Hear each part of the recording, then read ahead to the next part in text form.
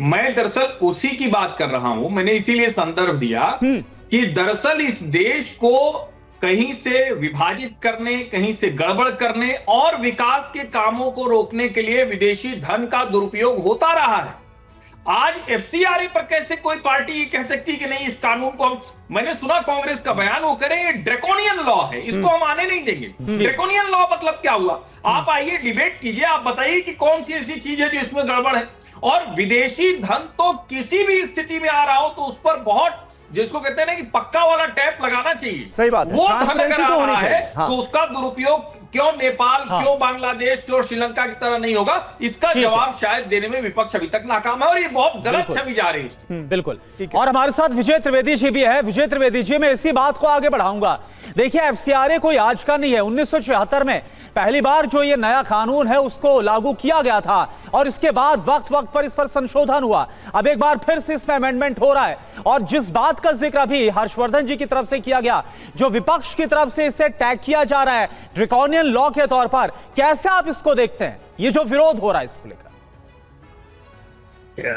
ये बिल जो है पहले से है और लगातार उसके अमेंडमेंट्स भी बहुत सारे हुए हैं, उसमें बदलाव भी किए गए हैं बहुत सारे और समय समय पर किया गया। और ये चिंता हमेशा कोई भी सरकार रही हो कि भाई विदेशी पैसे का इस्तेमाल देश को कमजोर करने के लिए नहीं किया जाए। ये कोई नई बात नहीं हो रही है।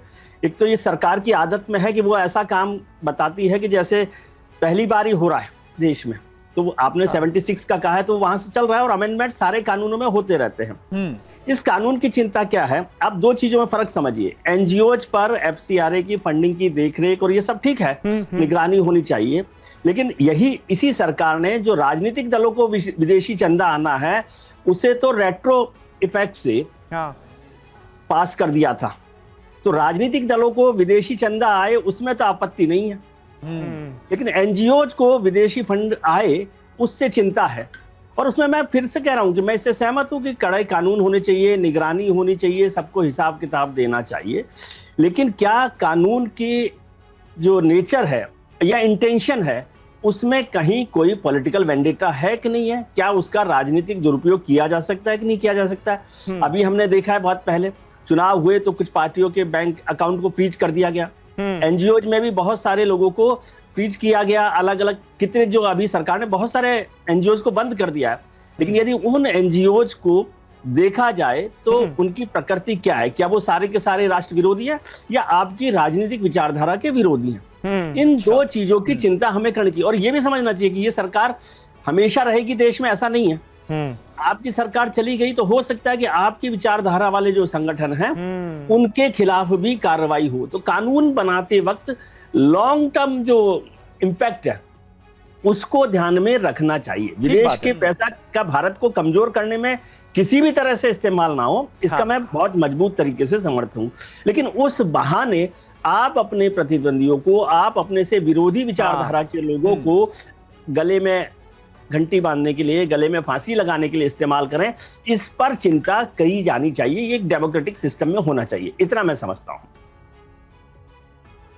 ठीक है विजय जी, ये बहुत इंपॉर्टेंट बात आपने कही। और अभिषेक जी, मैं आऊंगा आपके पास क्योंकि बहुत सारे सवाल हैं इसकी लीगल वैलिडिटी को लेकर मेरे मन में, लेकिन उससे पहले आनंद प्रकाश पांडे का रुख कर लेते हैं। आनंद, ये बताइए सरकार की तैयारी क्या है एफसीआरए बिल को लेकर, क्योंकि ऑपोजिशन की तरफ से कुछ ऑब्जेक्शंस किए गए हैं रेज। अब उस पर क्या सरकार बात करने के लिए तैयार है? कोई समझौता होता हुआ नजर आ रहा है कुछ मुद्दों को लेकर, इस बिल के प्रावधानों को लेकर, या सरकार की अभी तक की प्रिपरेशन जो है वो क्या है? कब ये बिल आ सकता है? पूरी जानकारी जरा दीजिए हमारे दर्शकों को।